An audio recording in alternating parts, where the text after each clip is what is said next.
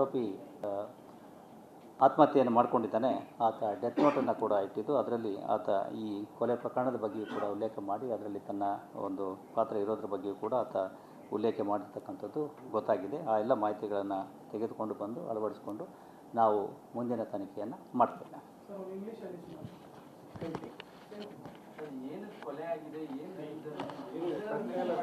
ಅದು ಈಗ ಇನ್ನೂ ತನಿಖೆಯ ಭಾಗ ಆಗಿರೋದ್ರಿಂದ ಹೆಚ್ಚು ಹೇಳಲಿಕ್ಕಾಗೋದಿಲ್ಲ. ಬಟ್ ಪ್ರಾಥಮಿಕ ಇದರಲ್ಲಿ ನಮಗೆ ಗೊತ್ತಾಗಿರ್ತಕ್ಕಂಥದ್ದು ಅವರಲ್ಲಿ ಇರ್ತಕ್ಕಂಥ ವೈಯಕ್ತಿಕ ಭಿನ್ನಾಭಿಪ್ರಾಯಗಳು, ಪ್ರಮುಖವಾಗಿ ಮದುವೆಯ ಬಗ್ಗೆ ಇರ್ತಕ್ಕಂಥ ಕೆಲವೊಂದು ಭಿನ್ನಾಭಿಪ್ರಾಯಗಳ ಹಿನ್ನೆಲೆಯಲ್ಲಿ ಈ ಕೃತ್ಯ ನಡೆದಿರ್ತಕ್ಕಂಥದ್ದು ಗೊತ್ತಾಗಿದೆ. ಆರೋಪಿಯ ತಮ್ಮ ಏನಿದ್ದಾನೆ ಆತ ಕೂಡ ಇಲ್ಲಿ ಇದ್ದಾನೆ. ಆತನನ್ನು ಕೂಡ ನಾವು ತನಿಖೆ ಮಾಡಿದ್ದೇವೆ ಮತ್ತು ಆತನ ನ್ಯಾಯಾಲಯದ ಮುಂದೆ ಆತನ ಬೆಂಗಳೂರಿನ ಭೀಕರ ಕೊಲೆ 50 ಪೀಸ್ಗಳನ್ನ ಕತ್ತರಿಸಿ ಫ್ರಿಡ್ಜ್ನಲ್ಲಿಟ್ಟು ಹೋಗಿದ್ದಂತಹ ಕೊಲೆ, ಕಣ್ಣು ಕೇಳೆರಿಯದಂತಹ ಒಂದು ಕೊಲೆ, ಮಹಾಲಕ್ಷ್ಮಿ ಎಂಬ ಹೆಣ್ಣು ಮಗಳ ಕೊಲೆ. ಬಹಳಷ್ಟು ಇಂತಹ ಕೊಲೆಗಳ ಬಗ್ಗೆ ನಾವು ನೋಡಿದ್ದೇವೆ. ಹಿಂದೆ ಸುಮಾರು ಒಂದು 30 ವರ್ಷಗಳ ಹಿಂದೆ ಮೈಸೂರಿನಲ್ಲಿ ವಯಸ್ಕರ ಶಿಕ್ಷಣ ಇಲಾಖೆಯಲ್ಲಿ ತನ್ನ ತಂಗಿಗೆ ಕೆಟ್ಟ ಮಾತನ್ನ ಹೇಳಿದ್ದ ಅಂತೇಳಿ ಒಬ್ಬ ಇಂಜಿನಿಯರಿಂಗ್ ಹುಡುಗ ತನ್ನ ರೂಮ್ಮೇಟ್ ಆಗಿದ್ದಂತ ಒಬ್ಬ ಸರ್ಕಾರಿ ನೌಕರನನ್ನ ಪೀಸ್ ಮಾಡಿ 5-6 ಪೀಸ್ಗಳನ್ನ ಮಾಡಿ ಆ ದೇಹವನ್ನ ಬ್ಯಾಗ್ನಲ್ಲಿ ಇಟ್ಕೊಂಡು ಬೇರೆ ಬೇರೆ ಕಡೆ ಬಿಸಾಕಿದ್ದ. ಕೊನೆಗೆ ಒಂದು ಪಾರ್ಟ್ ಅನ್ನ ಬಿಸಾಕ್ಬೇಕಾದ್ರೆ ರೆಡ್ ಹ್ಯಾಂಡ್ ಆಗಿ ಸಿಗಾಕೊಂಡ. ಇದು ಬಹಳ ಸುದ್ದಿ ಆಗಿತ್ತು. ಸುಮಾರು 30 ವರ್ಷಗಳ ಹಿಂದೆ ಬಹಳ ಸುದ್ದಿ ಆಗಿತ್ತು.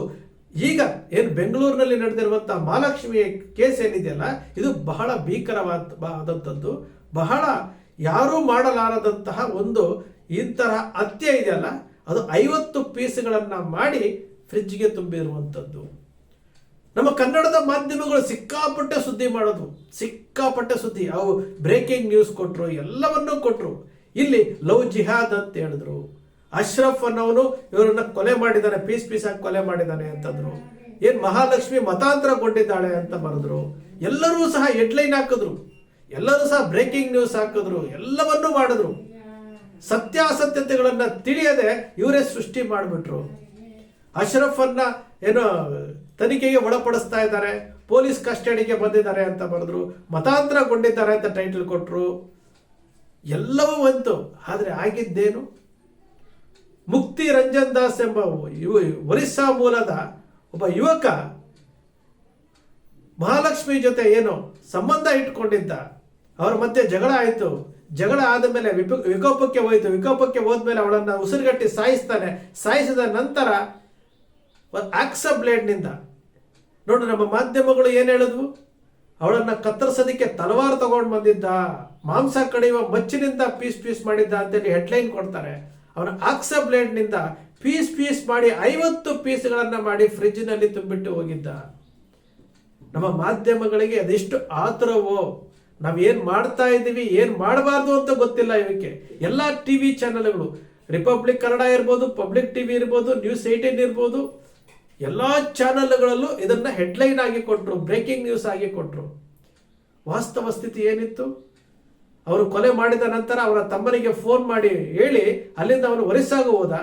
ಒರಿಸ್ಸಾನಲ್ಲಿ ಅವರ ತಾಯಿ ಸಹಕಾರ ಕೊಟ್ಟರು. ಪಶ್ಚಿಮ ಬಂಗಾಳಕ್ಕೆ ಏನು ಒಂದು ಅಜ್ಞಾತ ಸ್ಥಳದಲ್ಲಿ ಇಡಬೇಕು ಅಂತೇಳಿ. ಆದರೆ ಎಲ್ಲಿ ಟ್ರ್ಯಾಪ್ ಆಗ್ತಾ ಇದ್ದೀನಿ, ನಾನು ಸಿಗಾಕೊಳ್ತೀನಿ, ನಾನು ಪೊಲೀಸರ ಕೈ ಸಿಗಾಕೊಳ್ತೀನಿ ಎಂಬ ಭಯದಿಂದ ನೇಣು ಹಾಕೊಂಡ. ಸ್ಮಶಾನದಲ್ಲಿ ಹೋಗಿ ನೇಣು ಹಾಕೊಂಡ. ಮುಕ್ತಿ ರಂಜನ್ ದಾಸ್ ನೇಣು ಹಾಕೊಂಡ. ಈಗ ಏನ್ ಮಾಡ್ತಾ ಇದ್ದಾವೆ ಮಾಧ್ಯಮಗಳು? ನಾವು ಪದೇ ಯಾಕೆ ಎಚ್ಚರಿಸ್ತಾ ಇದೀವಿ ಮಾಧ್ಯಮಗಳಿಗೆ ಅಂತಂದ್ರೆ, ಜವಾಬ್ದಾರಿಯುತವಾದಂತಹ ಮಾಧ್ಯಮಗಳಿಗೆ ನಾವೇನ್ ಮಾಡ್ತಾ ಇದೀವಿ ಅಂತ ಗೊತ್ತಿರಬೇಕು. ನಾವು ಇನ್ವೆಸ್ಟಿಗೇಷನ್ ಮಾಡ್ತೀವಿ, ಯಾರು ಮಾಡದೇ ಇರುವಂತ ಇನ್ವೆಸ್ಟಿಗೇಷನ್ ಮಾಡ್ತೀನಿ ಅಂತೇಳಿ ನಾವು ಕ್ರೈಮ್ ರಿಪೋರ್ಟರ್ಗಳು ಅಂತೇಳಿ ನಮ್ಮ ಪಬ್ಲಿಕ್ ಟಿವಿಯ ರಂಗಣ್ಣ ಹೇಳ್ತಾರಲ್ಲ, ನಮ್ಮ ಅಜಿತ್ ಹನುಮಕ್ನವ್ರು ಹೇಳ್ತಾರಲ್ಲ, ನಾವು ಥ್ರೆಡ್ ಬೇರ್ ಇನ್ವೆಸ್ಟಿಗೇಷನ್ ಮಾಡೋರು, ನಾವು ಕ್ರೈಮ್ ರಿಪೋರ್ಟರ್ಗಳು ಅಂತ ಹೇಳ್ತಾರಲ್ಲ, ಈ ರೀತಿನ ಕ್ರೈಮ್ ರಿಪೋರ್ಟಿಂಗ್ ಮಾಡೋದು. ಟಿವಿ 9 ಅವರು ಹೇಳಿದ್ರು, ನಮ್ಮ ಕಿರಣ್ ಅವರು ಒಂದು ವಿಚಾರವನ್ನ ಹೇಳಿ ಇದು ಭೀಕರವಾಗಿತ್ತು, ಯಾವ ರೀತಿ ಅವರು ಪ್ರೆಸೆಂಟೇಷನ್ ಮಾಡಿದ್ರು. ಆದ್ರೆ ಹಿಂದೆ ಮಾಡಿದ್ದಂಥದ್ದನ್ನು ಯಾಕೆ ಕೇಳಲಿಲ್ಲ ಅವರು? ತಪ್ಪು ಮಾಡಿದ ಮೇಲೆ ನಾವು ಈ ತರ ತಪ್ಪು ಮಾಡಿದ್ದೀವಿ, ಕ್ಷಮೆ ಇರಲಿ ಅಂತೇಳಿ ಒಂದು ಮಾತೇನಾದ್ರೂ ಕೇಳಿದ್ರ ಇವರು? ಒಂದು ಮಾತೇನಾದ್ರೂ ಕೇಳಿದ್ರ? ಬೇರೆ ಏನೋ ಸೃಷ್ಟಿ ಮಾಡ್ಲಿಕ್ಕೆ ಹೋದ್ರು, ಬೇರೆ ಏನೋ ಲವ್ ಜಿಹಾದ್ ಅನ್ನ ಬಣ್ಣ ಕೊಡಕ್ ಹೋದ್ರು. ಈ ಹುಬ್ಬಳ್ಳಿಯ ಪ್ರಕರಣ ನೇಹಾ ವಿಚಾರದಲ್ಲೂ ಸಹ ಲವ್ ಜಿಹಾದ್ ಅಂತ ಕೊಟ್ಟರು. ಒಂದಷ್ಟು ಚುನಾವಣಾ ಸಮಯದಲ್ಲಿ ಒಂದಷ್ಟು ಸುದ್ದಿ ಮಾಡಿದ್ರು. ಇಲ್ಲೂ ಸಹ ಅಶ್ರಫ್ ಅನ್ನೋ ಹುಡುಗ ಮಾಡಿದಾನೆ, ಅಶ್ರಫ್ ಕೊಂದಿದ್ದಾನೆ, ಇದು ಲವ್ ಜಿಹಾದು, ಇದು ಎರಡು ಧರ್ಮಗಳ ನಡುವೆ ಏನು ಕಂದಕವನ್ನು ಸೃಷ್ಟಿ ಮಾಡುವಂತಹ ಸುದ್ದಿಗಳನ್ನ ಪ್ರಸಾರ ಮಾಡಿದ್ರಲ್ಲ ಇವರು. ಕೊನೆಯ ಪಕ್ಷ ಕೊನೆಯದಾಗಿ ನಾವೀ ಥರ ತಪ್ಪು ಮಾಡಿದ್ದೇವೆ, ನಮ್ಮಿಂದ ತಪ್ಪಾಗಿದೆ, ಕ್ಷಮಿಸಿ ಅಂತೇಳಿ ಸೌಜನ್ಯಕ್ಕೂ ಸಹ ಇವರು ಒಂದು ಕ್ಷಮೆ ಕೇಳಲಿಲ್ಲ ಅಂತಂದ್ರೆ ನಿಜಕ್ಕೂ ಇವರು ಮಾಧ್ಯಮದವರ? ಊರಿಗೆಲ್ಲ ಉಪದೇಶ ಹೇಳ್ತಾರಲ್ಲ ಇವರು, ಬೇಕಾದದ್ದನ್ನ ಮಾತಾಡೋದಿಲ್ಲ. ನೋಡಿ, ಮಳವಳ್ಳಿನಲ್ಲಿ ಮತ್ತು ಹೊಳಲು ಗ್ರಾಮದಲ್ಲಿ, ಮಂಡ್ಯ ಡಿಸ್ಟಿಕ್ ಅಲ್ಲಿ ನಮ್ಮ ನಾಗಲಕ್ಷ್ಮಿಯವರು, ಮಹಿಳಾ ಆಯೋಗದ ಅಧ್ಯಕ್ಷರಾದಂತಹ ನಾಗಲಕ್ಷ್ಮಿಯವರು ಖುದ್ದಾಗಿ ಹೋಗಿ ಅಲ್ಲಿ ಏನು ಬಡ್ಡಿ ದಂಧೆ, ಧರ್ಮಸ್ಥಳ ಸಂಘ ಇರ್ಬೋದು, ಮೈಕ್ರೋ ಫೈನಾನ್ಸ್ಗಳಿಂದ 2 ಹೆಣ್ಣು ಮಕ್ಕಳು ಆತ್ಮಹತ್ಯೆ ಮಾಡ್ಕೊಂಡಿರುವಂಥದ್ದು, ಅಮಾಯಕ ಹೆಣ್ಣು ಮಕ್ಕಳು ಆತ್ಮಹತ್ಯೆ ಮಾಡ್ಕೊಂಡಿರುವಂಥದ್ದು. ಇದರ ಬಗ್ಗೆ ಖುದ್ದು ಮಹಿಳಾ ಆಯೋಗದ ಅಧ್ಯಕ್ಷರು ಹೋಗಿ ಅಲ್ಲಿ ಅದನ್ನ ಮೀಡಿಯಾಗಳ ಮುಂದೆ ಹೇಳಿದ್ರು ಸಹ ಅಲ್ಲಿ ಬಡ್ಡಿ ದಂಧೆಗೆ ಹೆಣ್ಣು ಮಕ್ಕಳು ಸಾಯ್ತಾ ಇದ್ದಾರೆ, ಸತ್ತೋಗ್ತಾ ಇದ್ದಾರೆ, 25 ಜನ ನೇಣಾಕಳಕ್ಕೆ ಕುಣಿಕೆಗಳು ರೆಡಿ ಮಾಡ್ಕೊಂಡಿರುವಂತ ವಿಡಿಯೋಗಳು ನೋಡ್ತಾ ಇದ್ದೀರಿ. ಈ ಬಡ್ಡಿ ದಂಧೆಯನ್ನು ನಿಲ್ಲಿಸುವಂತಹ ಕೆಲಸಕ್ಕೆ ಯಾರಾದರೂ ಹೋಗಿದಾರ? ಇಲ್ಲಿ ಏನ್ ತಪ್ಪಾಗ್ತಾ ಇದೆ? ಮೈಕ್ರೋ ಫೈನಾನ್ಸ್ ಇಂದ ಏನ್ ತಪ್ಪಾಗ್ತಾ ಇದೆ? ಧರ್ಮಸ್ಥಳ ಸಂಘದಿಂದ ಏನ್ ತಪ್ಪಾಗ್ತಾ ಇದೆ? ಯಾವತ್ತಾದ್ರೂ ಮಾತಾಡಿದಾರ ಇವರು? ಇದರ ಬಗ್ಗೆ ಚರ್ಚೆ ಮಾಡಿದಾರ ಇವರು? ಯಾರು ಇದರಿಂದ ಹಿಂದೆ ಇದ್ದಾರೆ ಅಂತೇಳಿ? ಒಂದು ಹೆಣ್ಣು ಮಗಳನ್ನ, ಏನು ಉತ್ತರ ಭಾರತದಿಂದ ಬಂದಂತ ಹೆಣ್ಣು ಮಗಳನ್ನ ಪೀಸ್ ಮಾಡಿದ್ರು ಅಂದ ತಕ್ಷಣನೇ ಇವರು ರೋಚಕವಾದಂತಹ ಸುದ್ದಿಗಳನ್ನ ಕೊಡ್ತಾರೆ, ಬ್ರೇಕಿಂಗ್ ನ್ಯೂಸ್ ಕೊಡ್ತಾರೆ. ನಮ್ಮ ಕರ್ನಾಟಕದಲ್ಲಿ ಹೆಣ್ಣು ಮಕ್ಕಳು ಸಾಲದ ಸುಳಿಗೆ ಸಿಕ್ಕಿ ಆತ್ಮಹತ್ಯೆ ಮಾಡ್ಕೊಂಡು ಹೋಗ್ತಾ ಇದ್ರಲ್ಲ ಹೆದರ್ಕೊಂಡು. ಇದ್ರ ಬಗ್ಗೆ ಸುದ್ದಿ ಮಾಡ್ಬೇಕಲ್ಲ ಇವರು? ಯಾಕೆ ಮಾಡ್ತಾ ಇಲ್ಲ? ಇವೇನು ಕಟ್ಟುಕತೆನ ಇವು?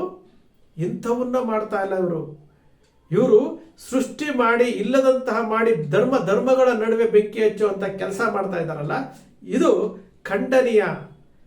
ಕ್ಷಮೆ ಕೇಳ್ತಾರೆ ಅಂತ ನಾವು ನೋಡ್ಕೊಂಡಿದ್ದೆ. ಆದ್ರೆ ಯಾವೊಬ್ಬ ಚಾನೆಲ್ನವರು, ಪಬ್ಲಿಕ್ ಟಿವಿ ಇರ್ಬೋದು, ರಿಪಬ್ಲಿಕ್ ಇರ್ಬೋದು, ವಿಸ್ತಾರ ಇರ್ಬೋದು, ಎಲ್ಲ ಚಾನೆಲ್ಗಳು, ನಮ್ಮ ಕನ್ನಡದಲ್ಲಿರುವಂಥ ಎಲ್ಲ ಚಾನೆಲ್ಗಳು ಕೊನೆ ಪಕ್ಷ ನಾವು ಪ್ರಸಾರ ಮಾಡಿ ತಪ್ಪು ಅಂತೇಳಿ, ನಾವು ಕೊಟ್ಟಿದಂಥ ಬ್ರೇಕಿಂಗ್ ನ್ಯೂಸ್ ತಪ್ಪು ಅಂತೇಳಿ ಒಂದು ಕ್ಷಮೆ ಕೇಳಬೇಕಾಗಿತ್ತು, ಕೇಳಲಿಲ್ಲ.